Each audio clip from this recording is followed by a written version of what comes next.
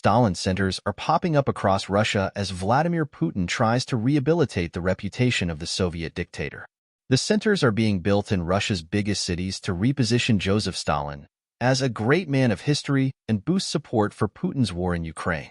In mid-December, at the opening of Russia's second Stalin Center in the city of Barnaul in Altai, Sergei Matisov, the regional Communist Party leader, credited Stalin with modernizing the world during his 1924-53 rule over the Soviet Union. Stalin's economy, Stalin's politics, Stalin's culture gave the whole world an impetus forward. Such a sharp, qualitative leap, he said. The Communist Party, an opposition party that works within parameters set by the Kremlin, opened its first Stalin Center in 2023 near Nizhny Novgorod.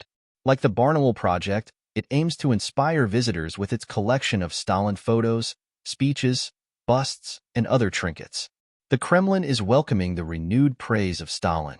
Analysts said that Putin has always pushed for the glorification of Stalin and his victory over Nazi Germany in the Second World War, which Russians call the Great Patriotic War, but it has never been as important. They say that they are fighting Nazis now in Ukraine, the Great Patriotic War 2.0, as it were. So Stalin being the man who defeated Nazism is a good image for the regime, said Dr. Stephen Hall, an associate professor of Russian politics at Bath University. Putin praised Stalin as a great man in a speech to mark Russian nationhood in 2022, and in 2016 Vladimir Medinsky, then the culture minister but now a presidential advisor, traveled to the Tver region, north of Moscow, for the unveiling of a monument to Stalin.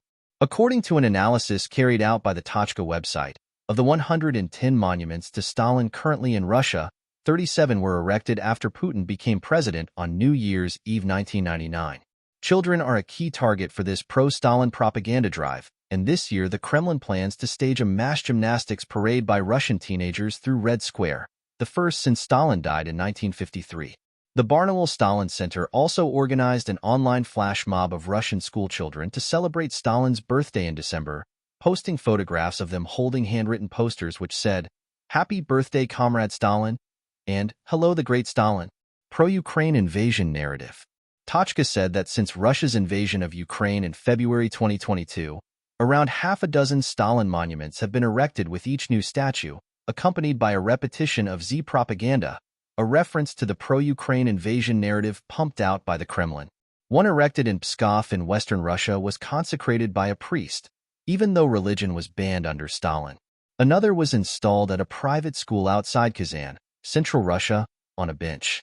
Historians have estimated that 6 million people were sent to death camps under Stalin, and activists have accused local authorities of ripping off plaques to victims and destroying 22 monuments.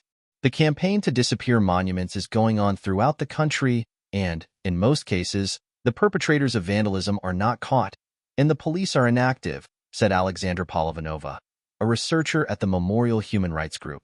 Mr. Matisov considers Russians with even a hint of fondness for the West to be traitors. At the opening of the new Stalin Center at Barnaul, he said that supporters of Yeltsin and Navalny, enemies of Russia, foreign agents are writing slander, but we will deal with them the Stalin way. Referencing Boris Yeltsin, Russia's pro-capitalist president between 1991 and 1999, and Alexei Navalny, Russia's most high-profile imprisoned opposition leader.